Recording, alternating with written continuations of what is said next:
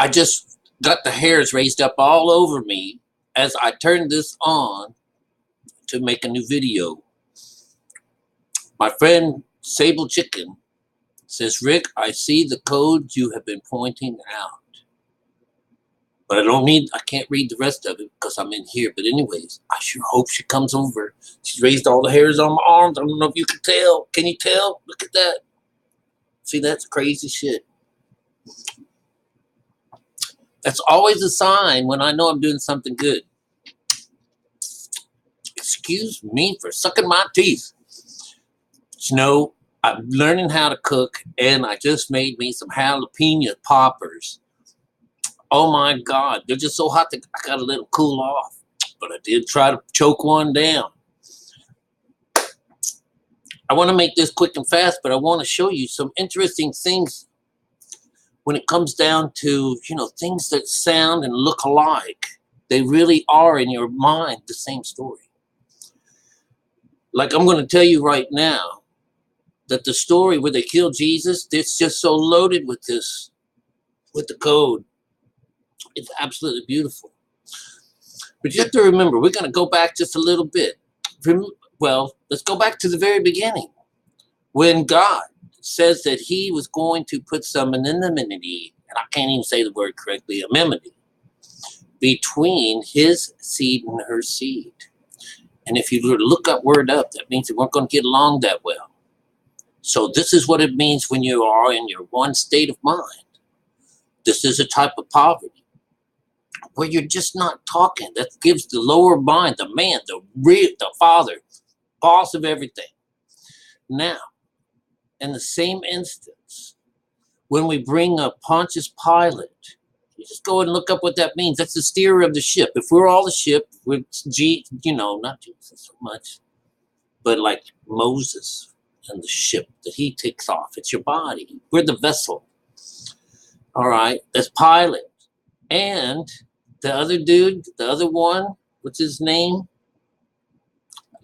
Do I have to go down and see this? Did I not remember this stuff?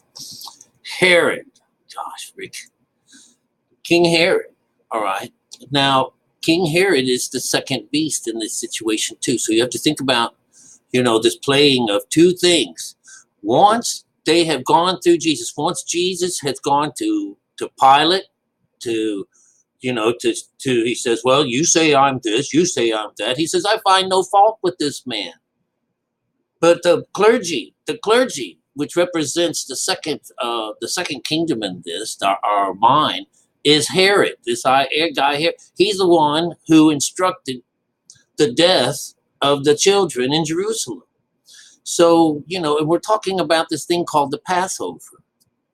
All right, so what happens is once Jesus has met with both of them and he's now on his way to be killed, do these two who had at one time had some anonymity between each other, they are now made friends out of all of this, from this meeting up of Jesus.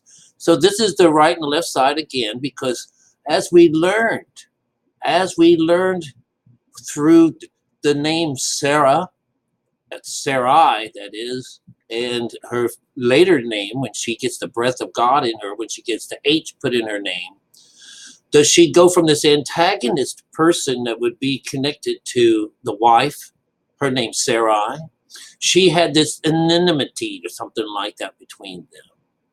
And that whenever she changed her name to the H, does she become an angel or beautiful or some kind of princess in this situation? And that's what we want. We want that mother side to be, higher than hell. All right. And so you would say that this is the thing. This is the thing.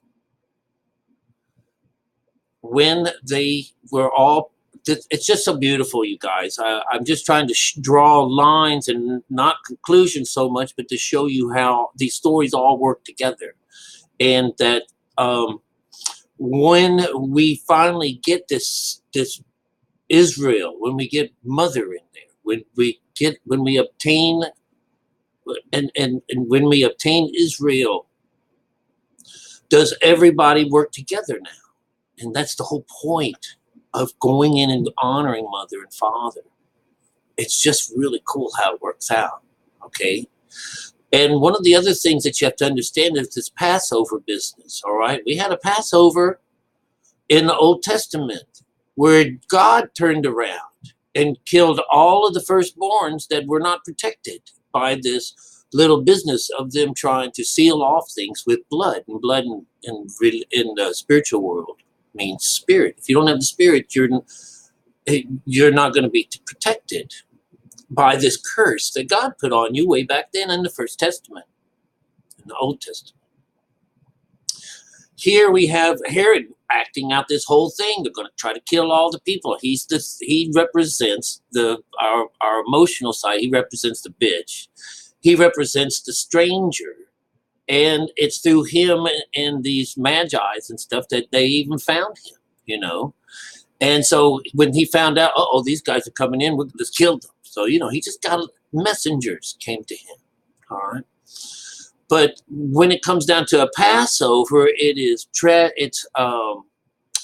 tradition during the Passover, which is what it means to go into meditation. All right.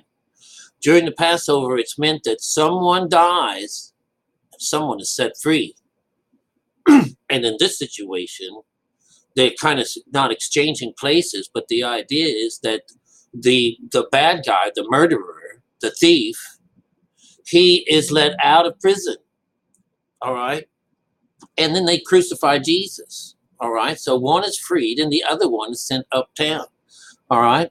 And so this is the same idea that when you get up there, it's the guy that's in prison. It's our soul that's in prison that is breaking out. This is that time when we're going out. We're on our way. You've already done all your works, you know, and this is going to later on represent the two thieves that go up with you. And that's going to be your mind, the skin part of us, the pilot, the man of the boat, you, the pilot.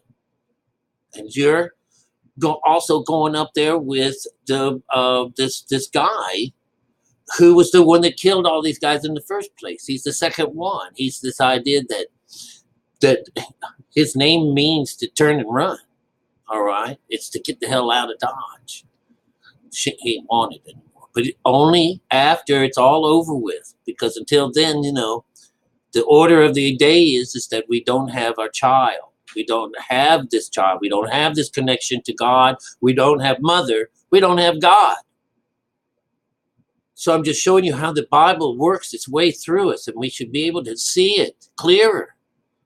That they keep talking about the same things over and over again. It's just how much do you have to keep going over this? How many times they say, I've told you so many times, I got thousands of books on it, thousands of words on it, and you still can't see it? Some crazy shit. All right, so I just thought, you know, I wanted to share that with you. Okay? And do you know what? One of the biggest problems the only thing that they could tell on Jesus for, being the same things that I get raked over the coals for, but I don't care. But you know, you can show that the raking of the coals will be like the torture part of Jesus, right? Why? Because he's so in discord in the group amongst the nations, you know. He's saying something totally different than what we are used to hearing.